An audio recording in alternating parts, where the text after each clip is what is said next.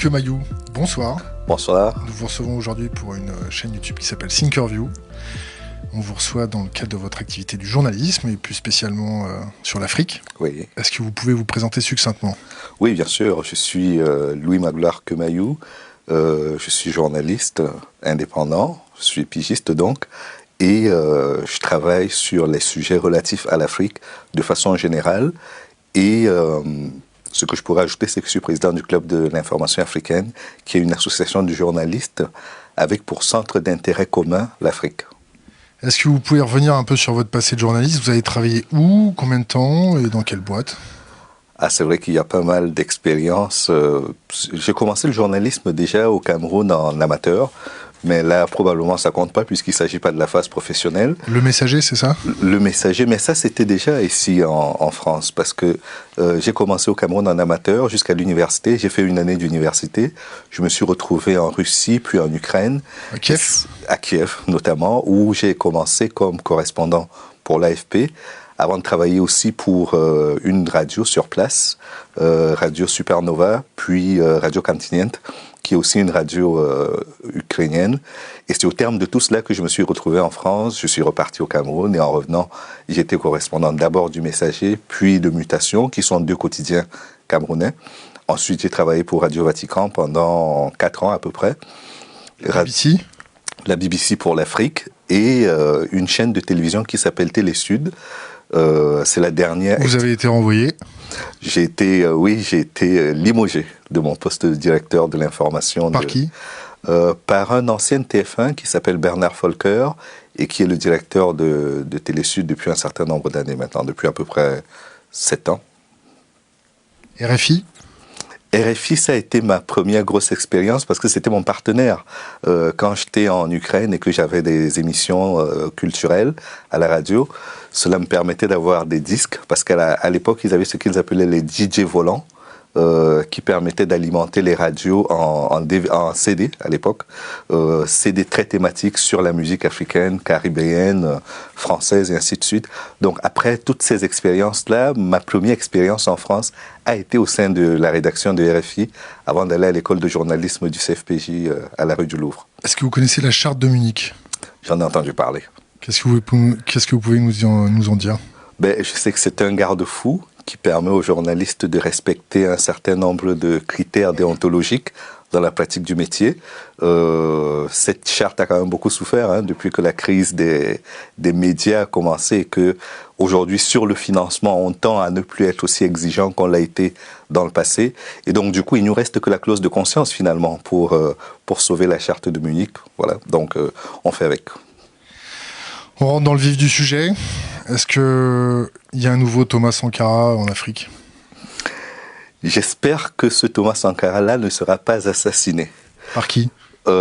Par les forces qui ne voudront pas que ses idées progressent, comme malheureusement celle de Thomas Sankara qui est tombé à la fleur de l'âge. Je pense qu'aujourd'hui, il y a une nécessité pour l'Afrique de se renouveler. Le problème, c'est que la plupart du temps, les velléités de renouvellement que nous avons sur le continent africain sont éteintes par les besoins quotidiens liés à l'immédiateté, liés aux contingences de la vie de tous les jours. Et donc, malheureusement, ça n'émerge pas. Et donc, les gens ont une tendance très simple, c'est de se rattacher au passé de la négritude, au passé des pères de l'indépendance, au passé de tout ce qui était relativement mieux qu'aujourd'hui. Et donc, finalement, on ne produit plus, malheureusement. Et donc, j'espère qu'on aura à nouveau des dirigeants qui auront ce souci de se démarquer des vicissitudes du quotidien pour avoir une vision à long terme pour leur pays, pour le continent et donc pour les Africains, pour l'humanité tout simplement parce que au-delà d'être Africains, on est des hommes et je pense que notre mission sur Terre, c'est pas juste de défendre un bout de terrain aussi grand et prestigieux soit-il, c'est de faire que l'humanité progresse de façon générale. Donc actuellement, il y a probablement du point de vue de ces idées-là, le président rwandais par exemple, qui n'est pas un exemple cité en Occident, mais qui, de mon point de vue, au regard de ce qu'il fait dans son pays, est un modèle. On a Nana Akufo-Addo au niveau du Ghana, qui essaye lui aussi d'apporter un renouvellement au niveau de la scène politique africaine. Et c'est pas surprenant que ça vienne du Ghana, parce que le père du panafricanisme est quand même sorti de là. Donc c'est à peu près normal que avec l'évolution de l'histoire, l'on retrouve à nouveau un dirigeant ghanéen qui a ce souci à la fois de bâtir son pays, d'aider à la construction des États-Unis d'Afrique et aussi de faire en sorte d'avoir des relations normales avec le reste du monde tant que les valeurs communes que nous avons en tant qu'êtres humains sur la planète sont respectées. Je pense que c'est salutaire. Vous parlez de relations avec les restes du monde. La Chine et la Russie sont bien implantées en Afrique. Quelle perception les Africains ont des Chinois et des Russes? Est-ce que c'est la même perception que l'aspect colonialiste occidental? Commençons avec la sphère francophone de l'Afrique parce que c'est vrai que les relations ne sont pas les mêmes selon que l'on est en Angola, au Cameroun, au Congo ou ailleurs. Dans l'Afrique francophone, les Chinois ont été une véritable bouée de sauvetage. Pour une raison très simple, c'est que on a connu dans les années 80 et surtout dans les années 90, avec la dévaluation du franc CFA, la chute du mur de Berlin et la fin de la guerre froide, on a connu une période où l'Afrique avait disparu de la carte du monde géopolitique. Personne ne croyait plus en Afrique, l'afro-pessimisme était à son paroxysme et donc pour l'Afrique, c'était très difficile. Et il fallait trouver de nouveaux partenaires pour être au cœur des enjeux internationaux, à la fois de géopolitique et de développement. La France a lâché l'Afrique. Il faut dire les choses comme elles sont. C'est qui la France? La France, c'est le gouvernement de l'époque. C'était la droite qui était au pouvoir. Et donc, il y a eu une dévaluation du franc CFA de 50% et puis des baisses de salaire qui ont accompagné cela. On a parlé de mesures d'accompagnement qui ne sont jamais arrivées. La France a eu l'impression qu'en allant vers l'Est, elle trouverait ce qu'elle n'avait plus en Afrique. Et donc, ce sont les Chinois qui ont pris le relais à cette époque-là et qui ont permis aux Africains non seulement de compenser leur pouvoir d'achat qui avait drastiquement baissé, mais également de redevenir un élément important dans le jeu politique international.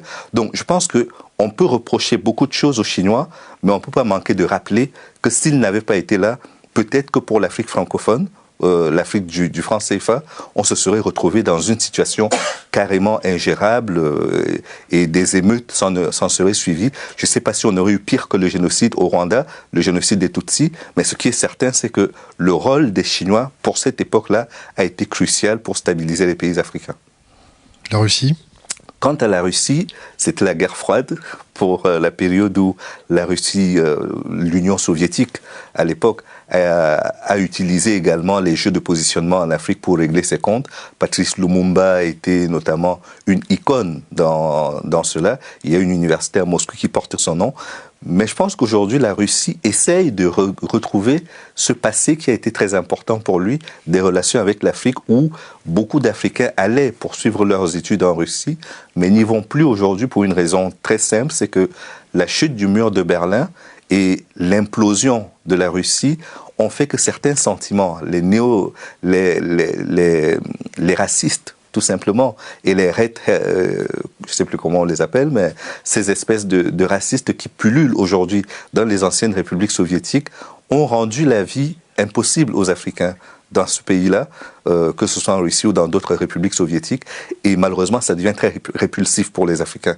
Mais cela n'empêche pas que dans certains pays africains aujourd'hui, comme la République centrafricaine, le rôle de la Russie soit plutôt bien perçu, notamment pour lutter contre les forces militaires incontrôlées des rébellions. Est-ce que vous voyez des échanges en yuan et en rouble émerger ? Ça commence en yuan, oui, en rouble un peu moins, parce que les relations ne sont plus si fortes que cela entre la Russie et l'Afrique.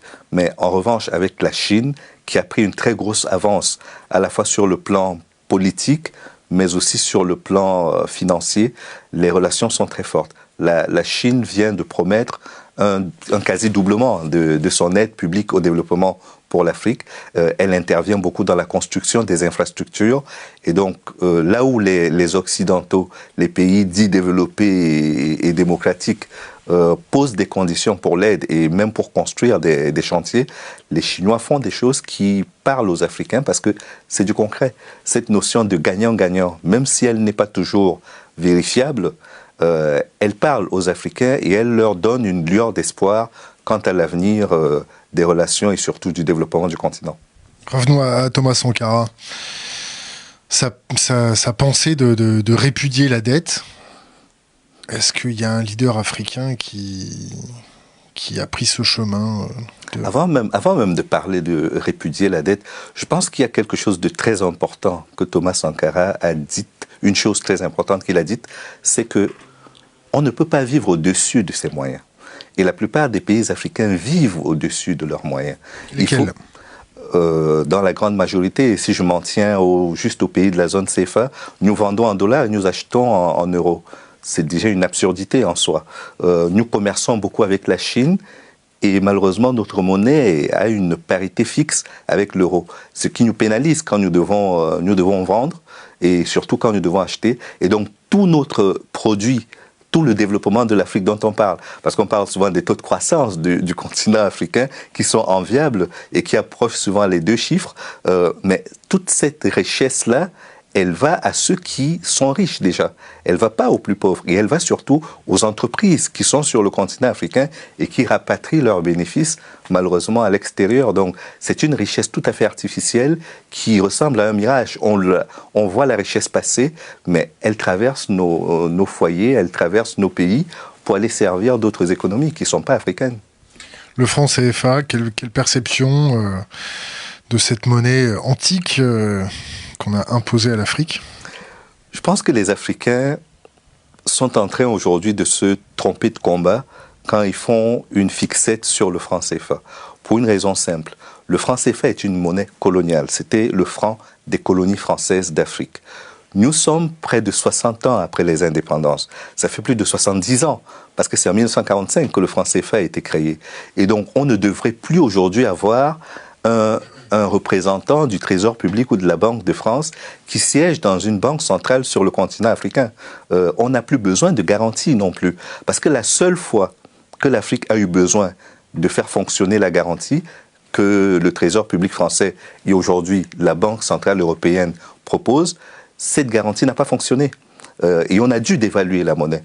Donc je pense qu'à partir de cet exemple-là, et vu que les réserves des pays africains sont au-delà de ce que la France demande, les pays africains doivent simplement expliquer à la France qu'elle n'est plus à sa place dans le centre du jeu et que c'est entre eux, pays africains, que cela devrait se jouer. Je pense que ce courage politique-là, quelqu'un devrait le prendre et l'exprimer de façon très claire avant que les populations ne s'en mêlent et que ça dégénère sur des haines anti-français qui sont injustifiés, parce qu'en réalité, ce qu'on est en train de vouloir mettre hors de portée de nuire,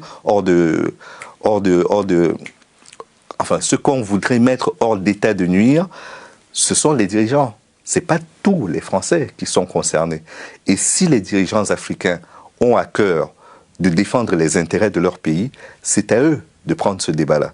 Une zone de libre-échange économique continentale est en train de se mettre sur pied. Elle ne peut pas se faire avec une monnaie comme le franc CFA. Les pays d'Afrique de l'Ouest, de la CEDEAO, sont en train de réfléchir à une monnaie unique qui devrait entrer en circulation en 2020. Il y a peu de chances que ce soit en 2020, mais le projet est déjà en cours, donc il y a de fortes chances que ça arrive. Donc je crois que toutes ces initiatives-là, couplées au fait que les crypto-monnaies deviennent de véritables enjeux aujourd'hui, comme au Venezuela, tout cela fait que le franc CFA, il n'y a plus de débat à avoir dessus. Il faut préparer l'après-franc CFA, et cet après-franc CFA, on n'a pas besoin de la France pour commencer à en tracer les contours. Est-ce que je dirais, l'intelligentsia africaine qui est interconnectée avec la France, formée par la France et par notre propre intelligentsia, n'est pas le bras armé de la France au sein même de ce territoire? L'intelligentsia africaine, alors, dès les premières années... On va prendre des risques, allez. Non, on va se mouiller complètement. Les indépendances africaines, déjà, sont des indépendances tout à fait factices. Parce que ceux qui se sont battus pour les indépendances ont presque tous été éliminés avant que les pays deviennent indépendants. Donc, à partir de là, la donnée est faussée. Ceux qui voulaient l'indépendance ont été supprimés. Ceux qui n'en voulaient pas se sont comportés comme des préfets, comme des gouverneurs qui ont été placés là pour défendre les intérêts autres que ceux de leur population. S'ils ne voulaient pas l'indépendance, c'est qu'ils préféraient rester dans la sujétion et qu'ils étaient là pour défendre des intérêts et géopolitiques et économiques qui étaient ceux de la puissance coloniale. Et donc c'est ce qui a fait que pendant les premières années d'indépendance, ils ont d'abord servi la France, puis la guerre froide aidant, ils ont servi le camp de l'OTAN, qui était celui de dire que quand on a un communiste qui émerge, ou quand quelqu'un est traité de communiste, on peut le tuer, on peut s'en débarrasser, on peut supprimer sa vie.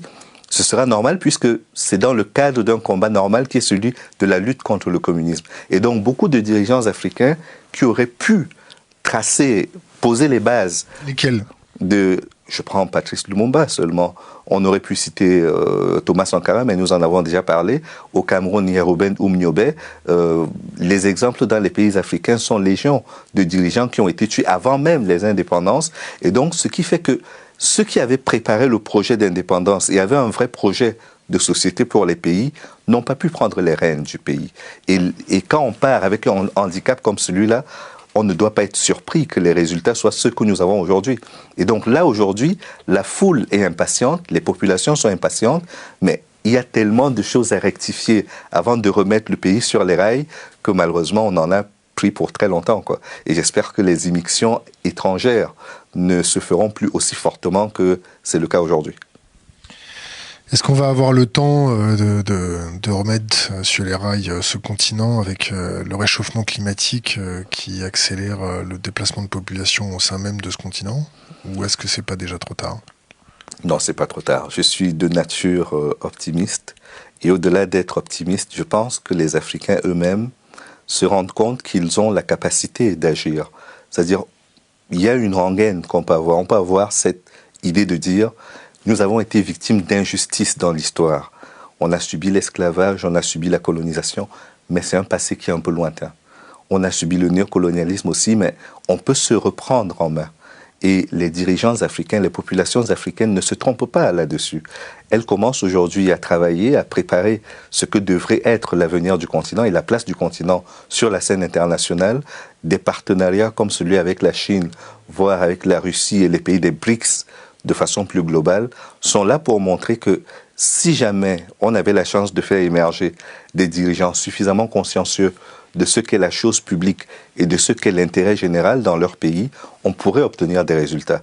Cette conscience-là est en train de naître, elle est portée par des mouvements sociaux comme la Lucha ou Y en a marre au Sénégal, et j'espère que le soufflet ne retombera pas et qu'il continuera de porter cette dynamique pour que le continent africain et ses ressortissants arrivent enfin à reprendre la place qui est la leur, c'est-à-dire une place d'égal à égal avec les autres pays, un pays, une voix et le droit au bonheur, comme tout le monde peut l'espérer légitimement. Alors vous dites un pays, une voix, mais l'Afrique n'a aucun représentant au sein du Conseil de sécurité. Malheureusement. Au sein du FMI non plus, je crois, si mes souvenirs sont bons. Ce sont des réformes qui ont été exigées par les Africains. Au niveau de l'ONU, Kofi Annan avait été porteur de cette idée. Feu Kofi Annan, son pays est en train de lui rendre hommage, le Ghana. Il a porté cette idée de réformer les Nations Unies de façon générale. Il a porté l'idée de fixer des objectifs de développement pour le millénaire qui devaient concerner pas que l'Afrique, mais la lutte contre la pauvreté de façon générale.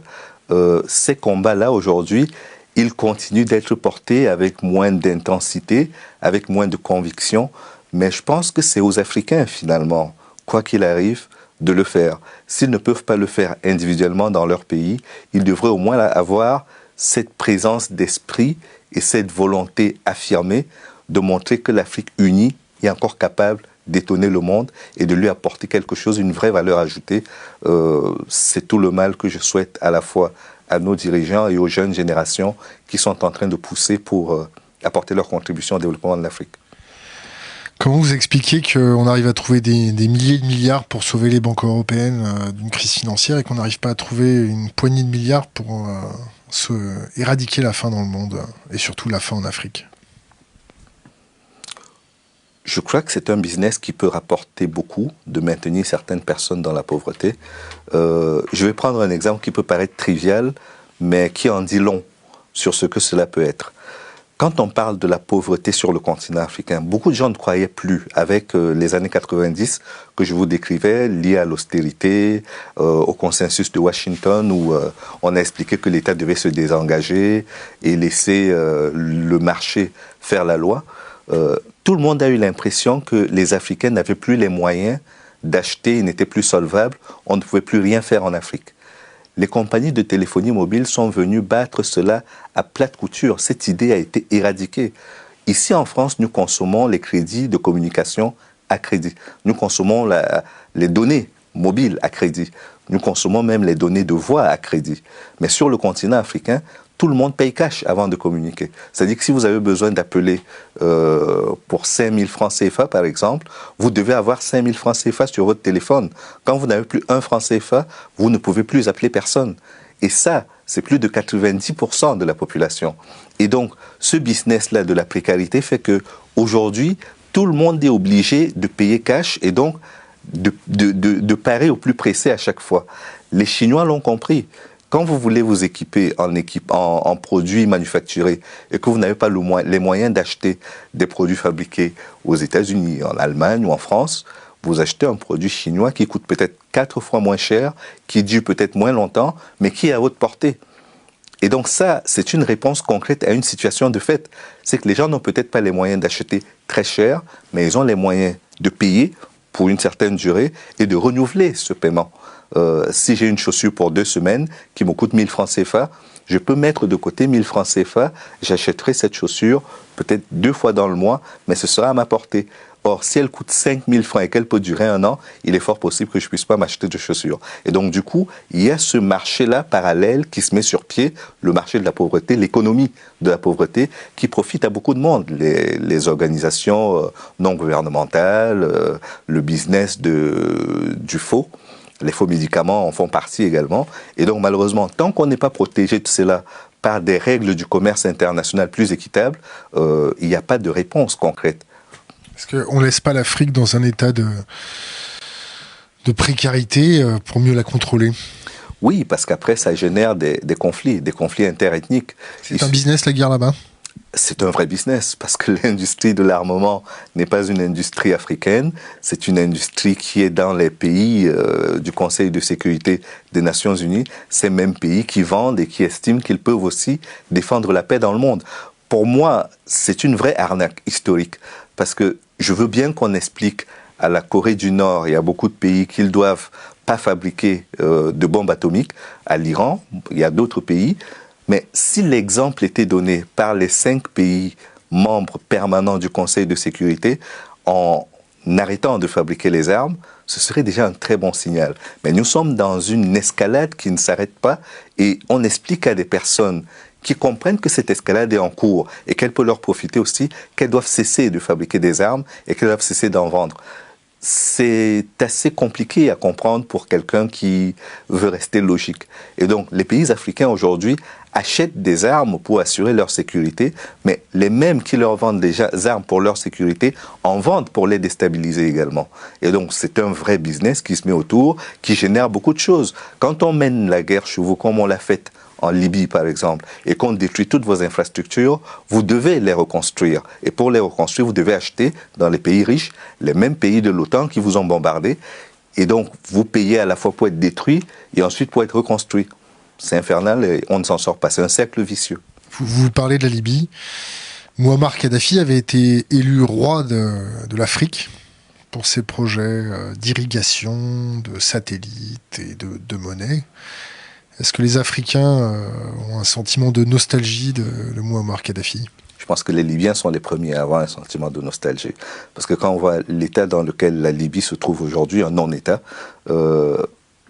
il y a des raisons de nourrir des regrets par rapport à ce qu'a été la période Kadhafi, même si la liberté n'était pas le point fort de ce régime-là. L'Afrique aussi a des raisons de nourrir des regrets. Parce que quand on est passé de l'Organisation de l'Unité africaine, créée en 1963, à l'Union africaine à Sirte en 1999, c'est Kadhafi qui a permis que cette mutation se fasse. L'Organisation de l'Unité africaine faisait face à des impayés très importants de la part des pays membres qui auraient pu tuer l'organisation. Et il a fallu que l'ardoise soit effacée par quelqu'un. Et cette ardoise a été effacée par le colonel Kadhafi. Par le peuple libyen. Et par le peuple libyen, à travers la signature de Kadhafi et le chèque qu'il a sorti.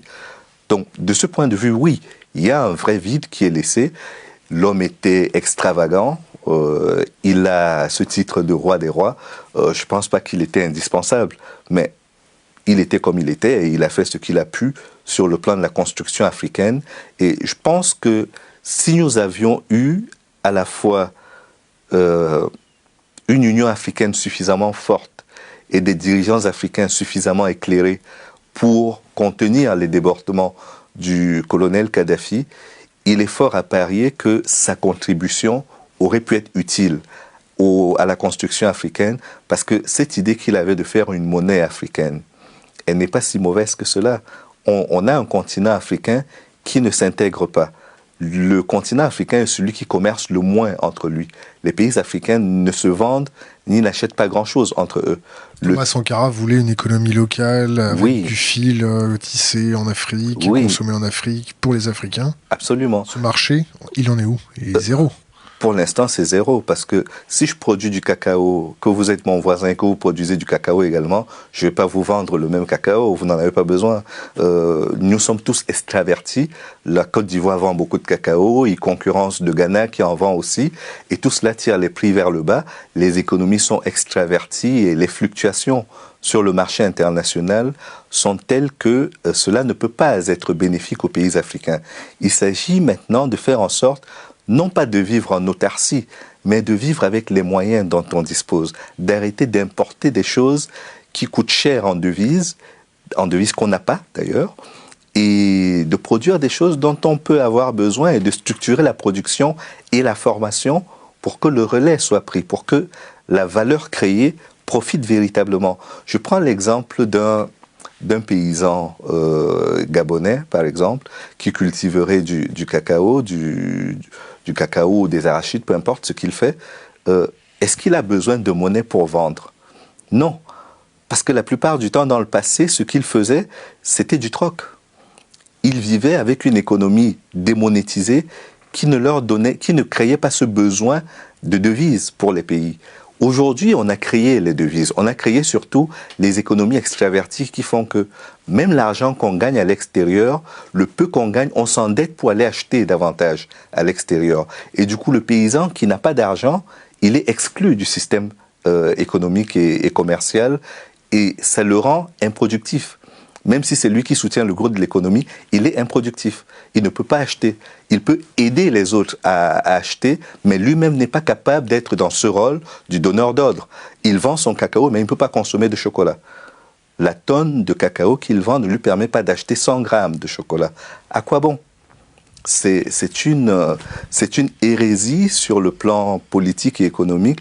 Et je crois que la première injustice qui devrait être réparée, c'est celle de faire que les pays africains vivent avec les moyens qu'ils ont, qu'ils échangent entre eux, qu'ils arrivent à mutualiser. Ici, même les entreprises le font.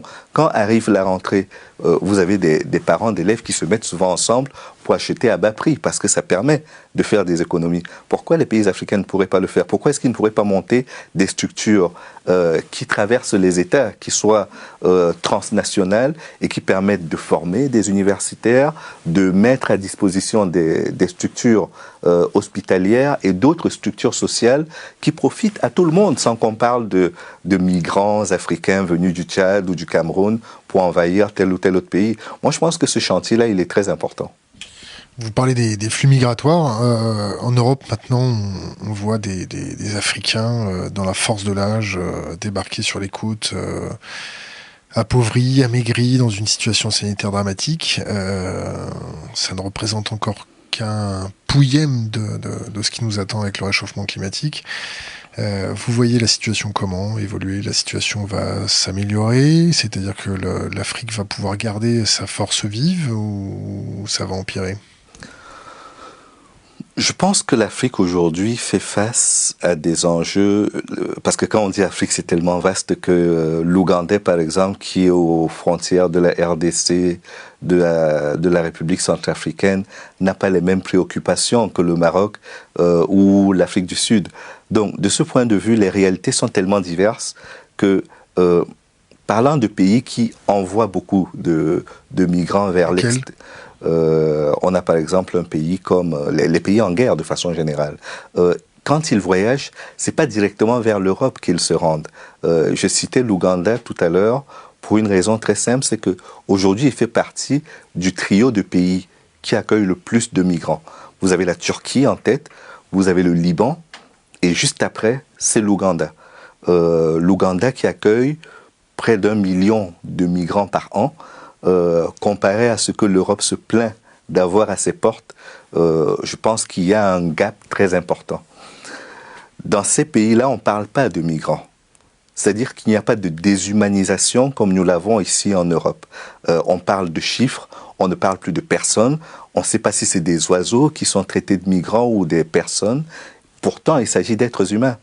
Et ces personnes-là ne partent pas parce qu'elles n'ont pas plaisir à vivre chez elles. Je ne connais pas grand monde qui quitte sa maison de gaieté de cœur pour aller ailleurs. C'est parce qu'elles ont des situations humaines dans lesquelles elles sont en danger. Et généralement, apporter de l'aide à une personne en danger de mort, des fois, est quelque chose d'humain. Et je pense que l'Europe, comme les pays africains qui sont traversés par ces personnes, qui sont obligées des fois de partir de chez elles, l'Europe devrait respecter ses propres valeurs déjà et montrer un exemple d'humanisme qu'elle a porté au moment de la colonisation en disant qu'elle allait prêcher des valeurs qui devaient être universelles. Elles sont tellement universelles que l'Europe elle-même oublie aujourd'hui de se les appliquer à elle-même et de les appliquer à des personnes qui sont dans le besoin de ressentir cette chaleur humaine et ces valeurs humaines en action quand elles appellent à la volonté et à la conscience, à la bonne conscience des Européens. Je pense que c'est dommage qu'il y ait cette déshumanisation qui fait que des êtres humains sont traités comme des chiffres, comme des déchets qu'on trie. Comme des chiens. Comme des chiens. Et ce serait tout notre honneur de prendre notre part à cette réhumanisation des êtres. Certains pays africains, malgré les moyens qui ne sont pas nombreux, le font déjà. Je pense que l'Europe peut le faire aussi et elle doit le faire dans les prochaines années, davantage. Je me rappelle plus le leader africain qui avait dit les Occidentaux sont venus avec la Bible, nous avions les terrains. C'était Jomo Kenyatta. C'était au Kenya. Et nous avons fermé les yeux. Quand nous avons rouvert les yeux, ils avaient les terres, nous avons eu les Bibles. Oui. On en est où avec la religion en Afrique? La religion, je pense que ce n'est pas la religion qu'il faut incriminer. Les gens aujourd'hui ont besoin d'espoir, d'espérance. Cet espoir et cette espérance, ils ont l'impression qu'ils peuvent les trouver dans la religion. C'est parce que rien d'autre ne les fait rêver. Quand on vous dit que votre quotidien n'est pas joyeux et très lourd à porter, mais que dans une autre vie, vous serez au paradis, cela vous fait rêver. Cela vous permet d'avoir une fibre, une lumière allumée qui vous permettra d'entretenir un certain espoir. Mais quand, en dehors de cela, vous n'avez rien pour vous raccrocher, pour accrocher votre espoir et affronter les difficultés de la vie, c'est très compliqué de vivre au quotidien. Même le foot et le reste vous font rêver un petit bout de temps seulement, mais ce temps-là, quand vous revenez chez vous, il expire assez rapidement. Et donc, il faut trouver d'autres moyens de rêver. Et malheureusement, au-delà du rêve, les religions apportent aussi les guerres. On a vu en République centrafricaine, même si ce n'était pas le motif initial, les gens se sont affrontés en mettant en avant leur religion. Certains en parlant de christianisme, d'autres d'islam. On l'a vu également en Côte d'Ivoire, on le voit sur de nombreux autres terrains. C'est dommage qu'il y ait cette récupération sordide de la religion pour servir des instincts basiques d'exploitation et d'anéantissement de l'être humain. Mais je pense que à la base, la religion n'est pas là pour remplir cette fonction, tout comme la politique. Mais et la religion et la politique sont aujourd'hui devenus des instruments à la fois d'assujettissement et même d'asservissement des populations. Et donc, malheureusement, il faut retourner à des valeurs plus humaines, si cela est possible encore, avec l'aide des religieux ou sans leur aide. Mais c'est le libre arbitre de chacun qui devrait s'exprimer là-dessus. Est-ce que vous avez une opinion concernant les mouvements de radicalisation concernant je mets entre guillemets, la négritude, les mouvements indigénistes et de l'autre côté de la Méditerranée, des mouvements radicaux revendiquant les valeurs gauloises trivialement? Comment on fait pour réconcilier tout ça? on apporte d'abord des solutions aux crises. L'Afrique est aujourd'hui traversée par des tensions très fortes liées au tribalisme, liées à cette volonté de certains pays de croire que si des étrangers ne viennent pas chez eux, ils se porteront mieux. Si on les expulse, ça se passera mieux. On l'a vu en Côte d'Ivoire, ça a donné la crise préélectorale et post-électorale de 2011 que nous avons vécue avec beaucoup de peine. Ça se voit dans d'autres pays à plus basse intensité. Et l'illustration la plus dramatique de ce phénomène, c'est le génocide des Tutsis au Rwanda. Ce ne sont pas des guerres parce que les gens ne s'aiment pas. Ce ne sont pas des guerres parce qu'il est impossible de faire autrement. Ce sont des guerres parce que l'instinct humain d'exploitation de l'homme par l'homme a fait que on utilise tous les moyens que l'on a sous la main pour le faire. Et certains s'accrochent à cela pour aller plus loin et estimer que l'homme blanc, de façon générale, a fait tellement de mal à l'homme noir que tout homme blanc qu'ils verront devra payer pour ses ancêtres qu'il n'a peut-être pas connus et dont il n'est en tout cas pas responsable. Et donc je crois qu'aujourd'hui, les seules réponses qu'on peut apporter sont d'abord des réponses sociales avant d'être militaires. Nous avons beaucoup militarisé la résolution des conflits. Les diplomates n'ont plus de place, les politiciens non plus, les instituteurs, les religieux sont de plus en plus exploités. Et je pense que c'est quand on empêche à ces catégories sociales-là de jouer leur rôle pour l'équilibre au sein des groupes humains que l'on est obligé d'utiliser la force pour imposer des idées qui sont peut-être nobles, mais qui ne seront acceptées que temporairement. Regardez en Afghanistan, regardez au Pakistan, les États-Unis sont intervenus pour imposer ce qui semblait être pour eux la norme. L'Irak aussi a été victime de cela. Ça n'a duré que le temps de leur présence, ça n'a duré que le temps d'une victoire éphémère. Et les mauvais démons ont repris le dessus. Donc je pense qu'aujourd'hui, c'est une mauvaise idée que de penser que quand il y a des idées noires, on doit utiliser la force pour imposer ce qui nous semble être la norme. Il faut utiliser le dialogue, il faut utiliser tous les éléments de dialogue social pour que les uns et les autres se mettent autour de la table et qu'on gagne à la fois et la guerre et la paix. Est-ce que vous connaissez quelqu'un qui s'appelle Kémy Séba? Oui. Qu'est-ce que vous en pensez? C'est difficile de juger, mais je vais donner mon point de vue. Kémy Séba porte des combats, notamment sur le franc CFA. Légitime. Légitime, tout à fait légitime. Mais ce n'est pas parce qu'on a une réponse légitime qu'on a une méthode acceptable. La limite de l'exercice est là, simplement. Je pense que Kémy Séba remplit un vide que les intellectuels ne prennent plus la peine de remplir parce qu'ils ne jouent pas leur rôle, et que tant qu'ils ne joueront pas leur rôle, il y aura non seulement des Kémy Séba, mais des pires que Kémy Séba. Des pires. Des pires parce que le nationalisme et ce sentiment de suprématie qu'on peut recevoir positivement ou négativement dans certaines sociétés, tant qu'on flatte les égos des gens avec ces sentiments-là, on ne sait jamais ce qui va en sortir. Ce repli identitaire qu'il prêche? Il y a du repli identitaire également, mais je pense que ça ne produit rien de bon. C'est aussi un phénomène de sauvegarde légitime. Oui. Oui, oui. Vous me direz qu'aux États-Unis, il a fallu un peu de ça pour faire avancer la cause des Noirs en matière de droits civiques, mais comparaison n'est pas raison. Ce qui s'est passé aux États-Unis ne sera pas forcément vrai en France et ne sera pas transposable sur le continent africain non plus. Donc je pense que les intellectuels africains, tous, aujourd'hui... Comment? Des noms. Ben, en France, vous en connaissez quelques-uns. Alain Mabankou, Achille Bembe, il y en a une belle brochette aujourd'hui d'intellectuels africains. Ces intellectuels-là devraient être plus audibles aujourd'hui qu'ils ne le sont.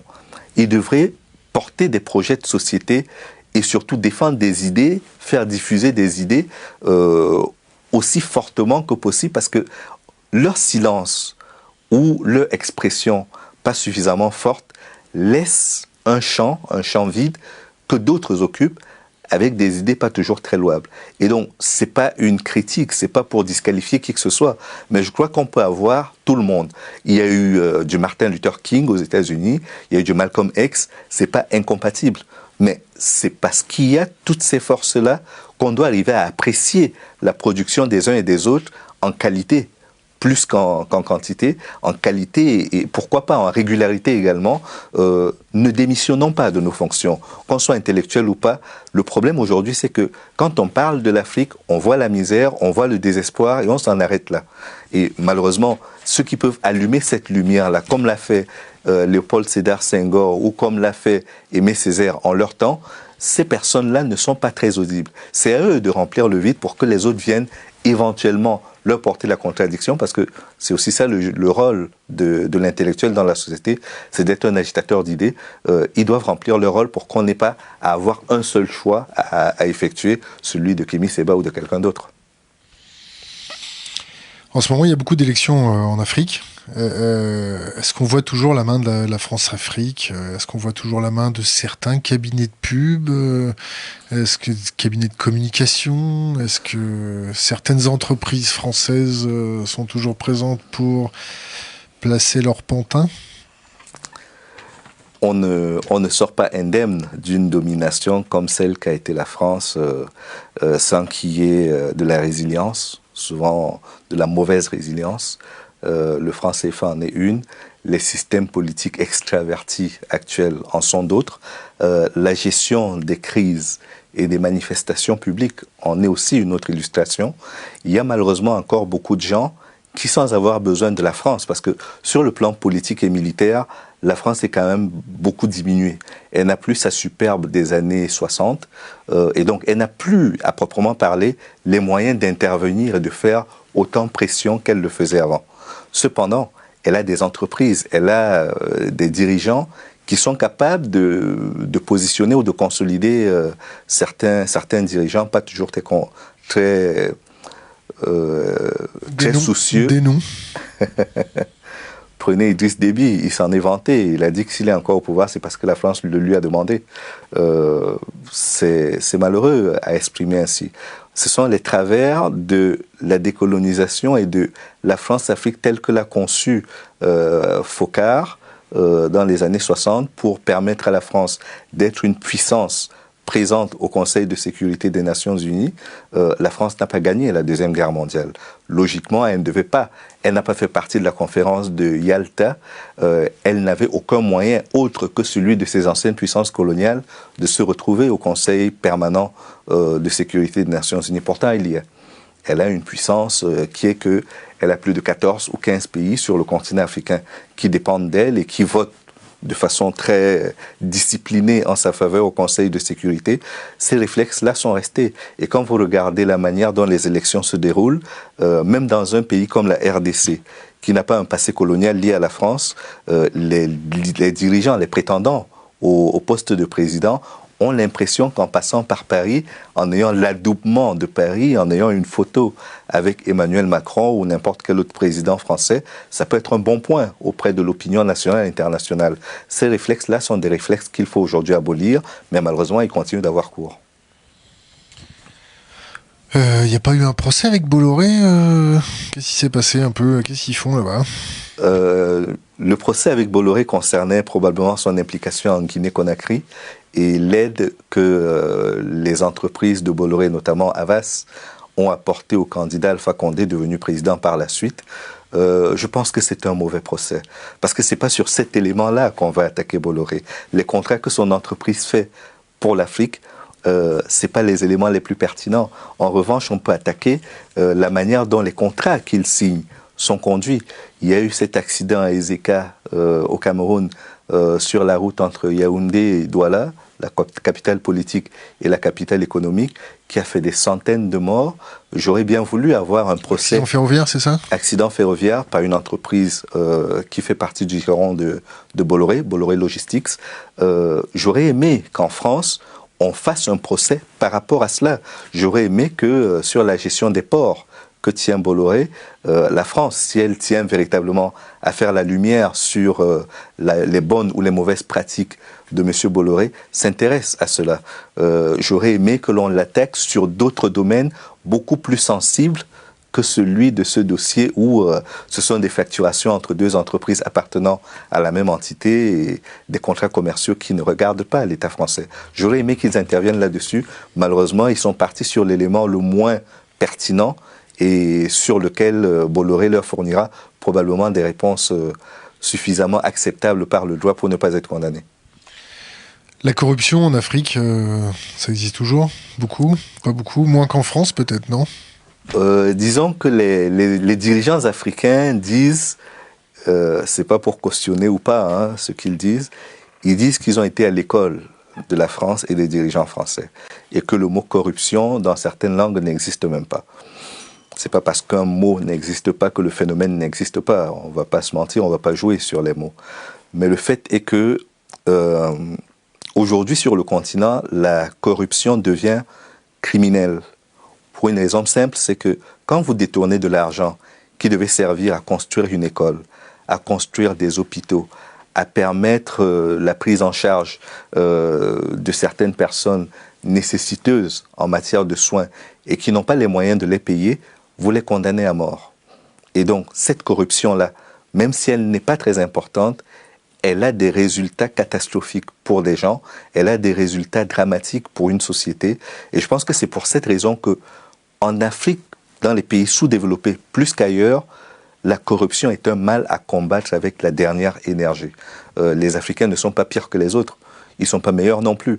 Mais le fait est que quand ça produit autant de dégâts, il faut s'arrêter 2 secondes, faire le bilan et trouver des solutions pour que ce phénomène qui fait autant de mal ne prospère pas. J'ai encore un trou de mémoire.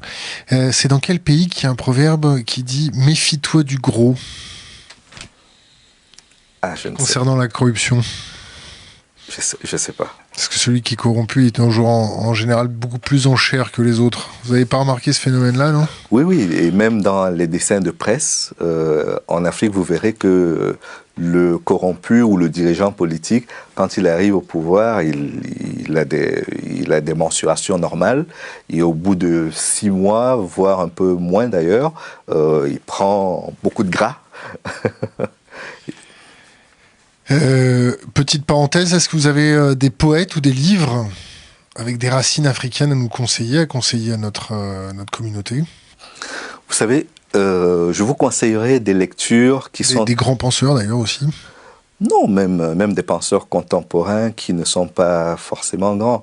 Je pense qu'il y a beaucoup de livres aujourd'hui qu'on peut conseiller. Il y a une dame comme Aminata Dramane Traoré, pour laquelle j'ai beaucoup d'estime, qui fait un vrai travail à la fois de conscientisation et de restructuration du débat pour le recentrer. Parce que il y a une chose aujourd'hui qui est une vraie dérive et une vraie plaie sur le continent africain, c'est que l'on a l'impression que il n'y a que la politique pour changer l'avenir des Africains.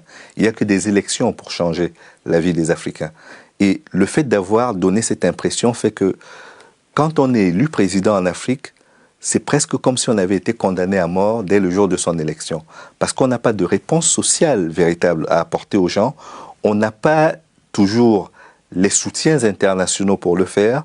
Et la plupart du temps, on applique des programmes qui sont conçus de l'extérieur. Personne n'a démantelé, par exemple, ce consensus de Washington dont on parlait tout à l'heure, qui disait que l'État doit se désengager, il doit dépenser de moins en moins, faire des partenariats publics-privés pour que ce soit les entreprises privées qui investissent, y compris dans les domaines sociaux, se délester de l'investissement. Souvent, cela s'accompagne aussi d'une dette intérieure très importante qui n'est pas toujours réglée.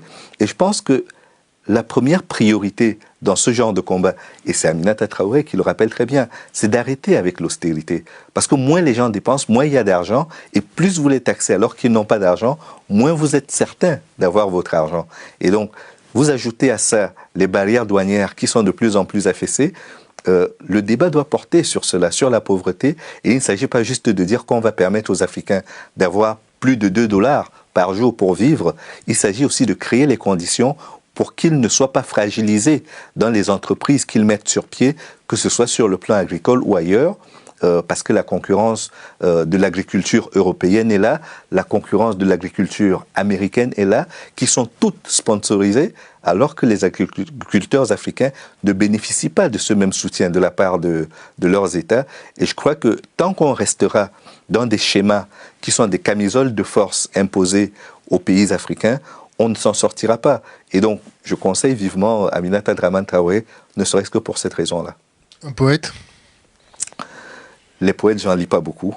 Il y en a quelques-uns. Il y a eu Tika Yaotamsi au Congo. Il y a de nombreux autres poètes qui font du très bon travail, mais c'est vrai que la poésie n'est pas l'élément, n'est pas le genre littéraire qui me fascine le plus. Mais lisons quelques-uns des écrivains qui parlent du quotidien actuel des Africains et qui gagneraient à être connus.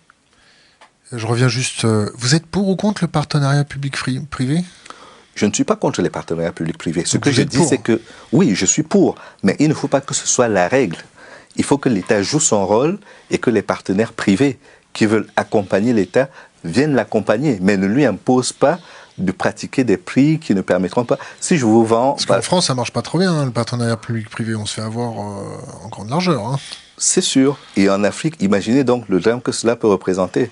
Parce que sur les autoroutes en France, j'ai bien compris que c'était un jeu de dupes et qu'il profitait davantage aux entreprises concessionnaires qui gèrent ces autoroutes-là. En Afrique, imaginez-vous que ça va jusqu'à la gestion de l'eau, de l'électricité, jusqu'à... Enfin, il y a tellement de secteurs dans lesquels l'État devrait être souverain que je ne comprends pas pourquoi il laisse la priorité aux investisseurs qui ne font pas du bénévolat, qui ne sont pas là pour assurer la sécurité sociale des ressortissants. Ils sont là pour faire revenir Ils sont là pour gagner de l'argent. Pour des fonds d'investissement, des fonds de pension qui sont d'ailleurs pas du tout en Afrique. Et je reviens sur une question d'Internet. Est-ce que l'idéologie tiers-mondiste anti-impérialiste est-elle encore vivante en Afrique ?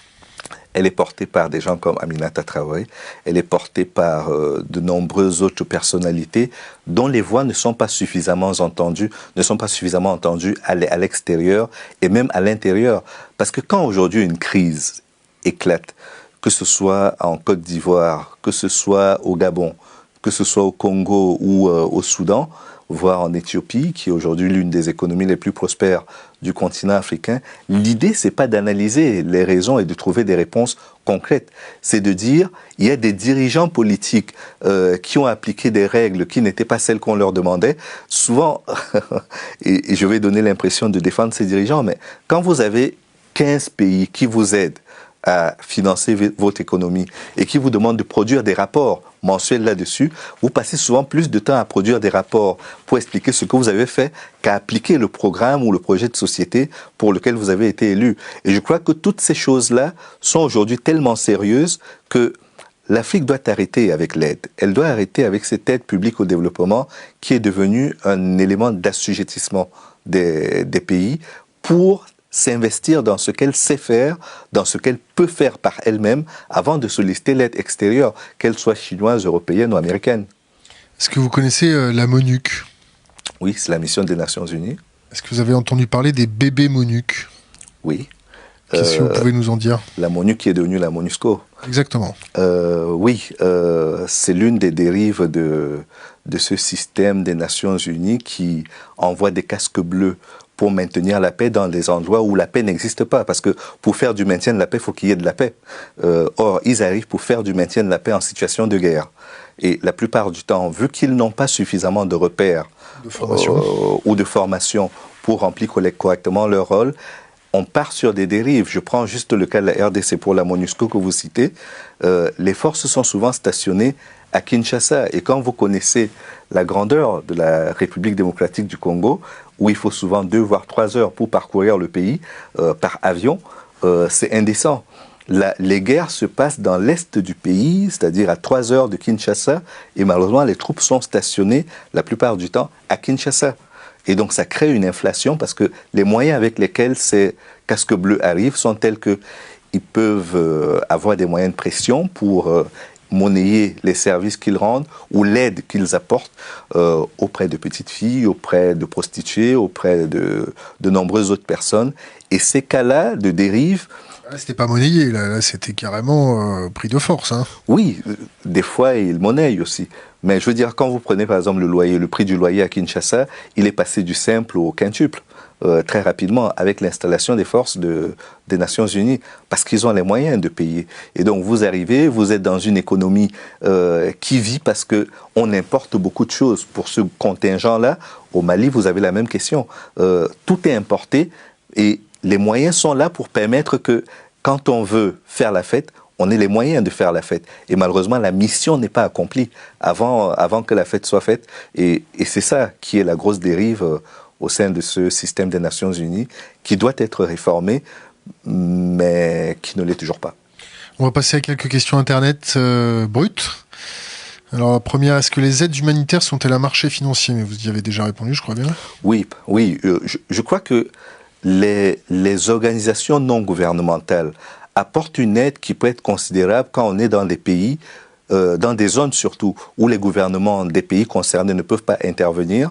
Mais au bout d'un certain temps, on ne doit pas s'installer dans un business de la charité. Et ça devient business quand ça devient long. Il faut travailler en harmonie avec les pays, travailler avec l'OMS, mais laisser que ce soit l'État qui trace les grandes lignes et surtout ne pas créer de dépendance vis-à-vis des ONG. Alors, autre question concernant l'Afrique du Sud. Que pense-t-il de ce qu'il se passe en Afrique du Sud? Julius Malema, la place de l'homme blanc en Afrique du Sud, la place de l'agriculture. Le problème des terres, la réforme. Les afrikaners qui sont expulsés, les anciens afrikaners expulsés. Oui. Ils sont sud-africains. Moi, je crois qu'ils sont d'abord sud-africains. Mais qu'au-delà d'être sud-africains, il y a un problème d'accaparement des terres qui n'a pas été résolu. Pourquoi est-ce qu'aujourd'hui, ce serait illégitime de dire que quand on m'a volé quelque chose, on doit me le rendre? Sur les biens culturels, il y a une discussion, il y a une réflexion qui commence à être menée pour que les propriétaires légitimes rentrent en possession de leurs biens. Je n'ai pas l'impression que cela choque qui que ce soit. Et donc, si on peut le faire avec les biens culturels, là, ce sont des biens palpables, concrets. C'est des terres. On sait à qui elles appartenaient et je ne comprends pas que cela choque quand on demande de rendre les terres à leurs propriétaires, quitte à ce que ce soit une reconnaissance simplement pour dire ces terres vous appartenaient, on vous paiera un bail par rapport à ce qu'on en fait, on va vous dédommager pour l'exploitation qui en a été faite jusqu'à présent et on vous paiera un bail de façon régulière sur la manière dont on gérera tout cela. Mais je pense que quand on a volé un produit et qu'on passe en justice, on ne peut pas dire que c'est anormal d'être entendu et peut-être sanctionné pour le vol qu'on a effectué. Est-ce que c'est exportable en Israël, ce modèle-là? C'est exportable à tous les pays. Je pense que les Israéliens ne sont pas des sous-hommes ou des surhommes, ce sont des hommes tout simplement. Et donc la justice qui s'applique aux hommes doit s'appliquer à la fois aux Sud-Africains et aux Israéliens également. Alors, autre question. Pense-t-il que l'Afrique va proposer un autre modèle que celui des Occidentaux? Et si oui, en quoi sera-t-il différent? Le modèle que l'Afrique peut proposer, c'est déjà celui de l'écologie. Vous savez que parmi les deux poumons de la planète, on en a un qui se trouve en Afrique centrale, c'est le bassin du Congo. C'est déjà une contribution très forte à l'écologie sur la planète. La deuxième contribution, c'est que l'Afrique aujourd'hui est un continent en croissance permanente. Il suffit juste que ces énergies soient bien canalisées pour que l'Afrique apporte à la planète, au-delà de ce qu'elle apportera à ses ressortissants, cet élément qui fait que la mondialisation est à la fois un rendez-vous du donner, mais aussi un rendez-vous du recevoir, et que les Africains n'arriveront pas les mains vides. Je suis convaincu qu'ils le feront, et même si je n'ai pas d'éléments palpables là sous la main pour vous le dire, je sais que les énergies sont mises en place pour cela. Des pays sont en train de construire ces modèles, le Kenya, le Rwanda, et bien d'autres pays, l'Éthiopie, sont en train aujourd'hui de montrer que on n'est pas obligé d'être complètement occidentalisé pour réussir. Et même l'Union africaine. C'est nécessaire de ne pas être occidentalisé pour réussir, même survivre, non? Non, je crois qu'aujourd'hui, on ne peut pas faire un retour en arrière complet. On ne va pas s'empêcher d'utiliser Internet, on ne va pas s'empêcher de prendre l'avion, on ne va pas s'empêcher de faire des transferts bancaires, mais on peut simplement remettre beaucoup plus d'humains que de chiffres, que de dématérialiser dans ces rapports-là. Il faut que ça serve l'homme. Aujourd'hui, ça sert les profits d'un petit nombre qui s'enrichit de plus en plus au détriment de la grande majorité. Vous parliez d'Internet. On sait que l'Afrique est un pays ultra connecté par les téléphones mobiles.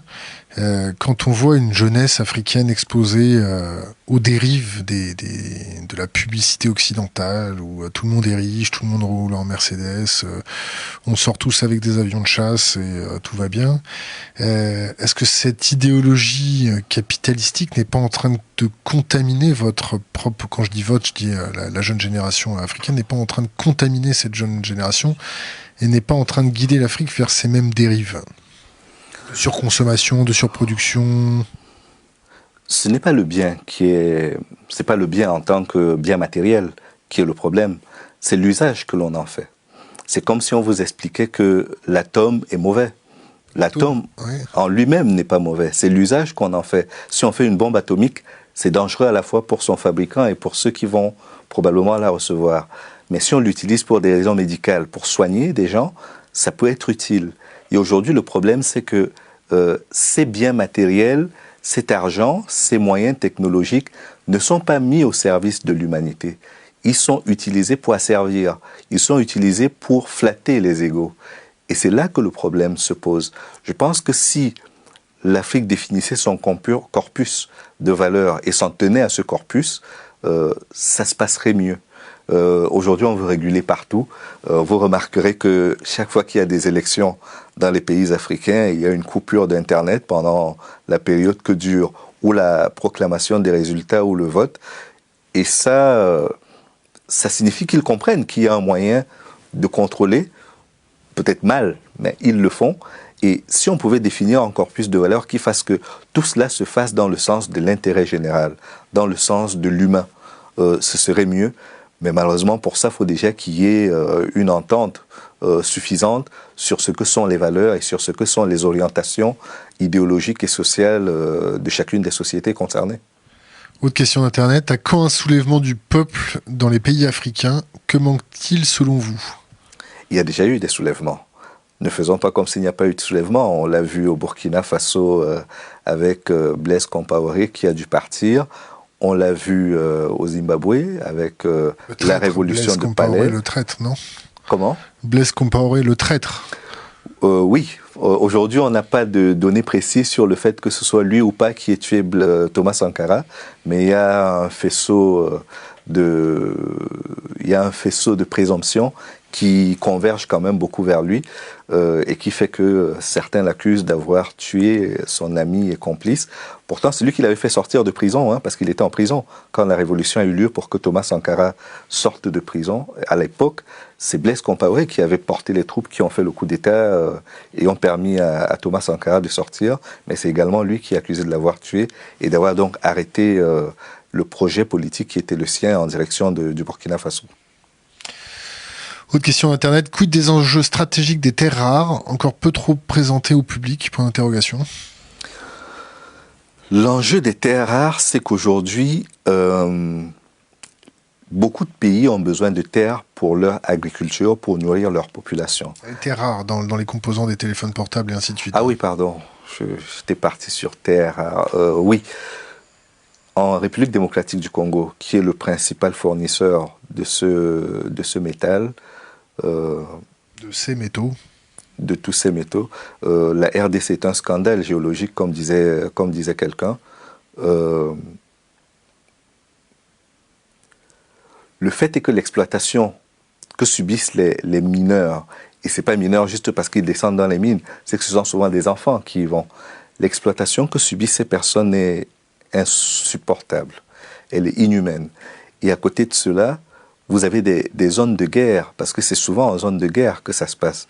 Vous prenez le Kivu, l'Ituri, les deux Kivu d'ailleurs, tout ce qui s'y passe en termes de viol, en termes de supplices imposés aux gens, en termes de barbarie humaine, tout cela est insupportable. Mais les entreprises qui bénéficient des fruits de cette violence-là ne respectent aucun code d'éthique. On a imposé cela aux fabricants de textiles. Pourquoi ne pourrait-on pas l'imposer aux fabricants d'avions ou aux fabricants de téléphones portables pour que l'on sache au moins, et même par rapport aux diamants de sang, il y a des règles qui ont été établies. Malheureusement, sur la RDC, qui subit la même chose par rapport à ces métaux, il n'y a malheureusement pas de règles, et je crois que la conscience universelle devrait se pencher sur cette question, et l'on devrait avoir les mêmes exigences vis-à-vis de ces industries que pour les autres industries. Alors, question Internet que je vais essayer de reformuler un petit peu. Quel regard des populations locales sur le futur de la viabilité climatique du continent? Est-ce que les populations locales sont conscientes que, climatiquement parlant, ça part en sucette? Je vais prendre deux mis cas. À part ceux qui sont en train de migrer parce qu'ils n'arrivent plus à manger à cause de famine et ainsi de suite, bien entendu. Les gens sont tellement préoccupés par les contingences du quotidien que la plupart du temps, ils ne se projettent pas au-delà de 3 mois, 6 mois, ou ne se préoccupent pas des questions d'écologie. Prenez des populations pygmées, par exemple, qui sont dans la forêt équatoriale d'Afrique centrale. Vous leur expliquerez les enjeux écologiques, ils vous diront que c'est leur quotidien. Pour eux, c'est important. Mais quand on vend ces concessions-là pour que des entreprises viennent acheter du bois, exploiter du bois et le vendre à l'extérieur, personne ne tient compte de cet habitat et des conditions de vie des pygmées, ne tient compte des animaux qui vivent dans cet espace et de l'équilibre que tout cela doit produire. Donc ce ne sont pas les populations qui ont ce problème. Et quand vous êtes en situation de guerre, comme c'est le cas dans la plupart des pays où on coupe du bois de façon anarchique, vous ne vous posez pas cette question. Vous avez besoin de faire du feu, vous avez besoin de faire cuire vos repas pour vous alimenter et alimenter vos enfants. C'est la dernière de vos préoccupations. Mais je pense que tout cela ne peut être réglé que si on règle déjà les problèmes de base qui sont posés en termes d'austérité, en termes d'économie et en termes de vie sociale simplement au sein des pays. Parce que prenez une maladie comme Ebola. C'est une maladie de la honte. C'est une endémie qui subsiste parce que les gens mangent de la viande de brousse contaminée par les chauves-souris. Et quand vous êtes en guerre, quand vous êtes dans un pays qui fait face à des conflits et que vous vous enfuyez dans la forêt, vous ne pouvez manger que de la viande de brousse. Et donc, en mangeant de la viande de brousse, vous avez une chance sur 2 de tomber sur de la viande qui a été infestée par les chauves-souris et donc d'attraper Ebola. Donc, la préoccupation est là, mais les gens n'ont pas toujours forcément le choix quant à savoir s'ils vont consommer ou s'ils vont préserver l'environnement. Quel est votre point de vue sur le journalisme en Afrique? Question d'Internet. Le journalisme en Afrique, moi je pense qu'il ne faut pas... Il est aussi pourri que le nôtre en Europe? Il a les mêmes problèmes, mais à une échelle plus grande. C'est que déjà, les promoteurs de médias n'ont pas forcément beaucoup d'argent. Les populations ne croient pas beaucoup à ce qui est écrit parce qu'ils savent que c'est orienté et les journalistes sont eux-mêmes soumis à des astreintes qui font que des fois ils sont très peu regardants de la charte de Munich ou de la déontologie journalistique et du coup ça ouvre la porte et les fenêtres à toutes les dérives. Mais au-delà de tout cela, je crois qu'aujourd'hui on a quand même un journalisme de qualité sur le continent africain. Des noms des boîtes, quel est le journalisme de qualité en Afrique? On pourrait citer plusieurs. Prenez des journaux comme le Daily.com, prenez des journaux comme... les noms ne me reviennent pas, mais des journaux nigérians ou kenyans qui sont aujourd'hui des journaux autosuffisants parce qu'ils sont capables de trouver leur public. Il en existe encore, mais malheureusement, ce sont les exceptions qui confirment qu'il y a une véritable crise de l'industrie de la presse sur le continent africain. Africa numéro 1, qui était le fleuron de la radio panafricaine, est aujourd'hui en très grande difficulté. C'est une radio qui va peut-être fermer, mais c'était une radio qui faisait la fierté des Africains et qui avait une couverture continentale. Vous prenez les chaînes de télévision, elles vivotent pratiquement pour celles qui sont panafricaines, que ce soit, je vais en citer quelques-unes, que ce soit Télé-Sud, que ce soit Vox Africa, que ce soit Africable, que ce soit Africa 24 ou d'autres encore, ces chaînes-là ont du mal à avoir un modèle économique qui les mette à l'abri des contingences qui sont celles des petites chaînes à diffusion nationale ou régionale. Et je pense que le gros problème aujourd'hui, c'est que le modèle économique et surtout la capacité pour les médias d'avoir des sociétés viables sur la durée, cette question-là n'a pas encore été réglée. Les aides qui sont apportées aux sociétés de presse et aux journalistes sont des aides qui les contraignent en quelque sorte d'être les bons élèves des gouvernements. Et ça, c'est pas la solution qu'on va apporter. Ce sont des pansements sur des bouts de bois qui ne permettront pas d'aller loin. Et je pense que le modèle doit être complètement repensé pour faire que les entreprises de presse soient d'abord des entreprises et que les journalistes soient des salariés comme tous les autres, protégés par la loi et capables de vivre de leur art. De leur art. Est-ce que le France 24 et l'AFP sont toujours mal perçus en Afrique? Est-ce que l'AFP est toujours considérée comme l'agence France Propagande? Est-ce que France 24 est toujours considérée comme la voix du maître de Paris? Ça dépend des moments. Il y a des moments où, quand les dirigeants africains arrivent en France, ils sont bien contents d'avoir une couverture de l'AFP ou de France 24, voire de RFI. Il y a des moments en période de crise où ils sont très mécontents avec le traitement que leur réservent des chaînes comme l'AFP ou France 24 et d'autres encore, parce que ce ne sont pas les seuls qui sont concernés par cette perception souvent négative. Dans les années 70, il y a eu un Africain à la tête de l'UNESCO, Mactarbo, qui avait demandé qu'on revoie qu'on bâtisse un nouvel ordre mondial de l'information et de la communication, parce qu'il estimait que l'image qui était donnée de l'Afrique par les grands médias internationaux, c'est-à-dire les médias des 5 pays les plus puissants de la planète, n'était pas toujours une bonne image, que c'était une image à sens unique, où on n'avait que les guerres, les maladies, les crises, et tout ce qui peut être négatif. Et que cela faisait souvent fuir les investisseurs qui se renseignaient avant d'aller investir en Afrique. Ce n'est pas faux. Mais à côté de cela, quand on a l'impression d'être mal servi par les autres, qu'est-ce qui nous empêche de bâtir un modèle économique et une entreprise de presse suffisamment forte pour restaurer l'équilibre? Je pense que la critique est fondée, mais qu'à côté de la critique, il faut une action pour répondre à cette situation et que cette réponse tarde à arriver de la part des Africains. Est-ce que les Africains sont conscients que la France a des grandes oreilles sur leur connexion Internet avec les câbles sous-marins? Et est-ce que vous avez un avis sur Africa Coast to Europe, le câble sous-marin avec Orange à la tête d'un consortium de 19 opérateurs? C'est le problème des data qui est très important. Les données aujourd'hui voyagent beaucoup. Et elles voyagent souvent vers les grands opérateurs, les GAFA, qui sont pas que français. Opérateurs comme la France aussi. Hein. La géopolitique des câbles, on se demande bien pourquoi tous les câbles partent de la France. Hein. Oui, parce qu'avant, même pour appeler d'une ville à une autre sur le continent africain, on passait par la France. Là, il n'y avait pas encore Internet. On passait déjà par la France. Aujourd'hui, les grands opérateurs prennent le contrôle sur le terrain, mais ils prennent le contrôle parce que il y a une entreprise sud-africaine en téléphonie mobile qui existe, qui s'appelle MTN. Qui a investi dans de nombreux pays africains.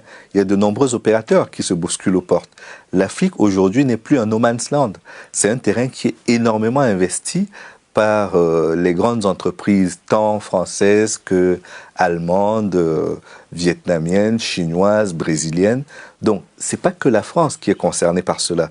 Mais le problème, c'est que l'Afrique n'a pas encore saisi l'importance qu'il y a de pouvoir à la fois assurer la sécurité des personnes et des biens, mais également la sécurité des données et des données informatiques qui se baladent aujourd'hui partout. Google en profite, Yahoo en profite, d'autres opérateurs en profitent. Il faudrait songer à avoir des centres sur le continent africain qui permettent de centraliser cela et de mettre un peu d'ordre dans la manière dont les données circulent, parce que ça va vous faire rire peut-être, mais il y a aujourd'hui dans certains gouvernements des ministres qui fonctionnent avec des boîtes mail qui ne sont pas des boîtes gouvernementales, qui sont des boîtes en Yahoo, en Google ou en d'autres, et donc qui mettent en danger même la sécurité de leur pays en utilisant des choses qui pour eux semblent normales sur le plan privé, mais qui ne sont pas normales du tout parce qu'ils sont à la tête, au-delà de leur propre personne, de données et d'éléments qui concernent la vie d'une nation. On vous rassure, on a la même chose en France. Hein. Voilà. Le rôle du FMI en Afrique, pour l'interrogation, question d'Internet. Le rôle du FMI... c'est de saigner l'Afrique? Je vais être plus nuancé que cela. Le FMI a fait beaucoup de mal à l'Afrique.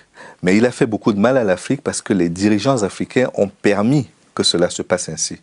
La mauvaise gestion du bien public, de l'argent public, qui a été effectuée avec tous les éléphants blancs qu'on a eus entre les années 60 et les années 80 a contribué à appauvrir le continent africain, à instaurer une certaine gabegie que le FMI a constaté simplement.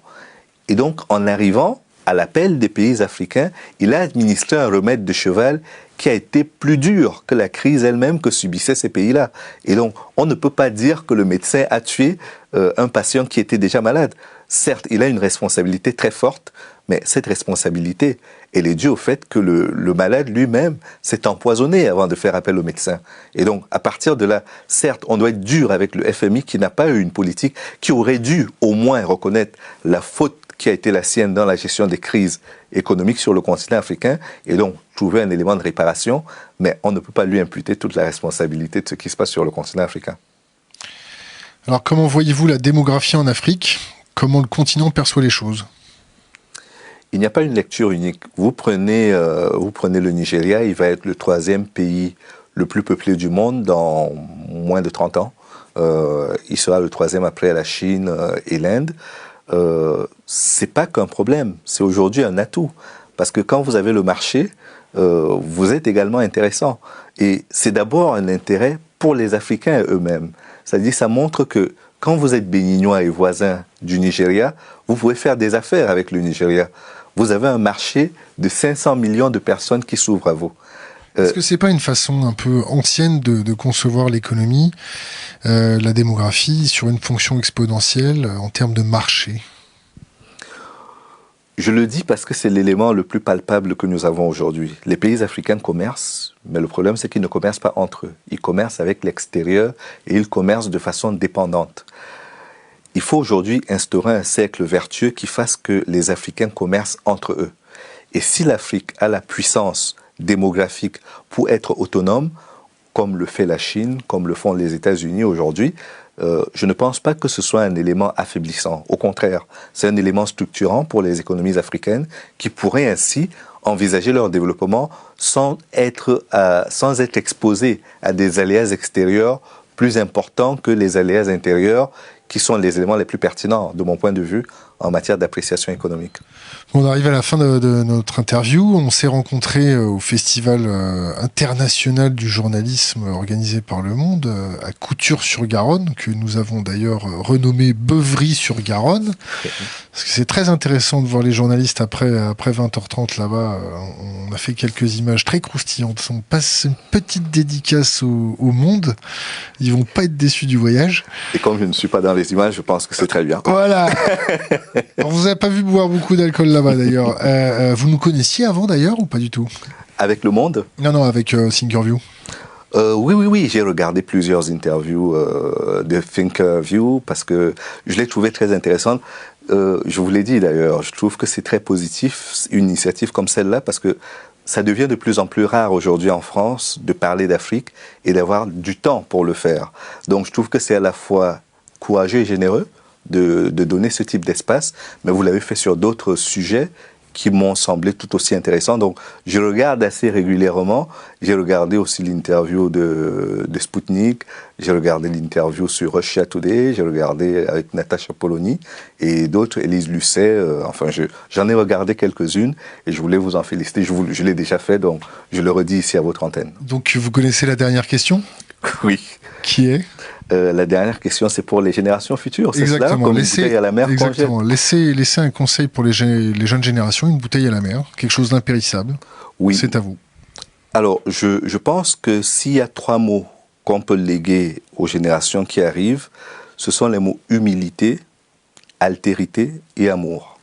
Parce que il faut de l'humilité pour se dire que on n'est pas mieux ou pire que les autres. On est juste des êtres humains.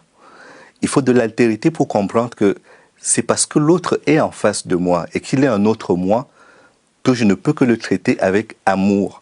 Parce que je m'aime et que je peux lui renvoyer cette image-là et qu'il peut me la renvoyer à son tour pour que nous ayons une certaine forme d'harmonie. Et l'amour, aime ton prochain comme toi-même, participe de cette trilogie. C'est-à-dire que pour moi, ça ne doit pas être comme une injonction. C'est ce qu'on doit faire. Si on s'aime, on arrive à aimer les autres. Si on a du mal à s'aimer, on a peur de l'autre et des fois, on fait des choses qui ne sont pas très acceptables. Et je pense que l'humanisation commence par là. Se considérer comme un homme qui a son alter ego, auquel il veut apporter les mêmes choses qu'il aurait aimé avoir lui. Et à partir de là, on part sur des bases suffisamment saines pour bâtir des choses suffisamment grandes et relever notre humanité. Nous sommes des animaux, mais des animaux suffisamment intelligents pour faire les choses correctement. Louis Magloire Kimonou, merci. Merci à vous.